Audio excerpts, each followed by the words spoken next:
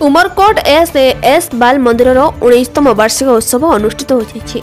उक्त कार्यक्रम में उमरकोट विधायक तथा गणशिक्षा और अनुसूचित जाति तथा जनजाति कल्याण मंत्री श्री नित्यानंद गंड मुख्य अतिथि भाव जोगदे एवं डॉक्टर पंकज लोचन मिश्र मुख्य वक्ता भाव श्री अशोक पाढ़ी उमरकोट विज्ञापित अंचल परिषद अध्यक्षा श्रीमती राधा भत्रा उमरकोट ब्लॉक शिक्षा अधिकारी श्री विकास सरकार समस्ते सम्मानित अतिथि भाव जोगदे अनुष्ठान छात्र छात्री माने एक सभा तथा स्वच्छ भारत अभियान उपर एक छोट नाटक परिवेषण करते।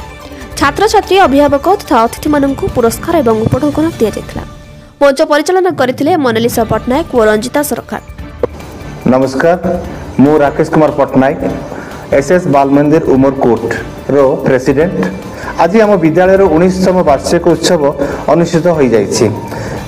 एथिरे गणशिक्षा मंत्री तथा अनुसूचित जाति और जनजाति विभागीय मंत्री श्री नित्यानंद गंड मुख्य आतिथ्य मुख्य वक्ता भावे डॉक्टर पंकज लोचन मिश्र एवं सम्मानित अतिथि भावे श्री विकास चंद्र सरकार एवं श्री अशोक पाढ़ी म्युनिसिपालिटी चेयरमैन श्रीमती राधा भत्रा तथा विद्यालय छात्र छात्री तथा अभिभावक माने उपस्थित थिले।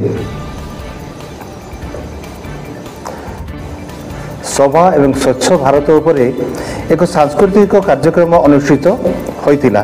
छात्र छात्री अभिभावक एवं शिक्षक तथा अतिथि मानकु पुरस्कार एवं उपढौकन दे प्रोत्साहित करा जायतिला। समस्त अभिभावक तथा अन्य मानकु मोर अनेक अनेक अभिनंदन तथा शुभेच्छा। धन्यवाद।